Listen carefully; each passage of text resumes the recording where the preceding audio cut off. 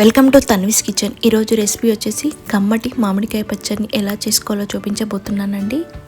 మనకు ఎలాగో మామిడికాయల సీజన్ వచ్చేసింది కదండి, ఇంకా పచ్చడి పెట్టడానికి కూడా టైం కూడా ఉందండి. సో ఈలోపు పచ్చడి తినేయాలి అనిపిస్తే డెఫినెట్గా ఈ ఇన్స్టెంట్ పచ్చడిని ట్రై చేయండి. టేస్ట్ మాత్రం చాలా బాగుంటుందండి. వేడివేడి అన్నంలోకి పచ్చడి తినేయాలి అనిపించినప్పుడు ఒక్క మామిడికాయ ఉంటే చాలండి, ఇన్స్టెంట్గా ఈ పచ్చడిని ప్రిపేర్ చేయొచ్చండి. అంతేకాదండి, ఇందులో ఇంగ్రీడియంట్స్ కూడా చాలా తక్కువ, 2 నిమిషాల్లో ఈ పచ్చడిని ఈజీగా చేసేయచ్చండి. సో ఇంకెందుకు లేటు, ఈ ఇన్స్టెంట్ పచ్చడిని ఎలా చేసుకోవాలో చూసేద్దామా. ముందుగా ఒక మామిడికాయని తీసుకొని నీట్గా వాష్ చేసుకొని పైన చెక్క అంతా తీసేయాలండి. తర్వాత దీనిని ఇలా తురుముకోవాలి, లేదు అంటే మీరు చిన్న చిన్న ముక్కలుగా అయినా కట్ చేసుకోవచ్చండి. సో తినడానికి ఈజీగా ఉంటుందండి. నేను ఇలా మామిడికాయని తురిమి తీసుకున్నానండి. మామిడికాయ తురుముని పక్కన పెట్టేసుకొని స్టవ్ వెలిగించి స్టవ్ మీద ఒక కడాయి పెట్టుకొని అందులో 2 టేబుల్ స్పూన్ల ఆయిల్ని వేసుకోవాలండి.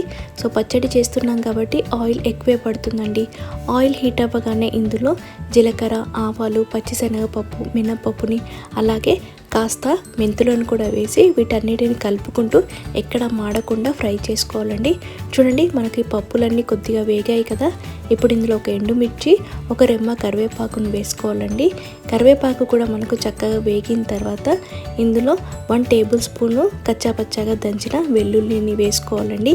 ఈ పచ్చడికి ఎక్కువ టేస్ట్ని ఇచ్చేది ఈ వెల్లుల్లి అండి. వెల్లుల్లి వేసాక మనకు ఎక్కువగా వేగాల్సిన అవసరం లేదండి, స్టవ్ ఆఫ్ చేసేసుకుంటే సరిపోతుంది.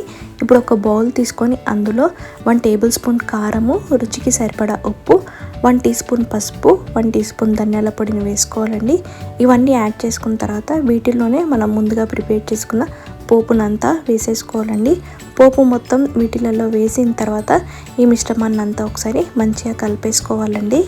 మనం వేసుకున్న ఉప్పు, కారం ఆయిల్లో బాగా కలిసిపోయేటట్టు అంతా మంచిగా మిక్స్ చేసుకోవాలండి. చూడండి, ఈ విధంగా మంచిగా మిక్స్ చేసుకున్నాం కదా. ఇప్పుడు ఇందులో ముందుగా తురిమి పెట్టుకున్న మామిడికాయ తురుమును వేసేసుకోవాలండి. సో పోపులో ఈ మామిడికాయ తురుమును మొత్తం వేసేసుకున్నాం కదండి. సో మామిడికాయ తురుము, ఈ పోపు మొత్తం కలిసిపెట్టేటట్టు అంతా ఒకసారి మంచిగా కలుపుకోవాలండి. చూడండి, ఈ విధంగా మంచిగా కలిపేసుకున్నాం కదా, మనకు పచ్చడి అనేది రెడీ అయిపోయిందండి.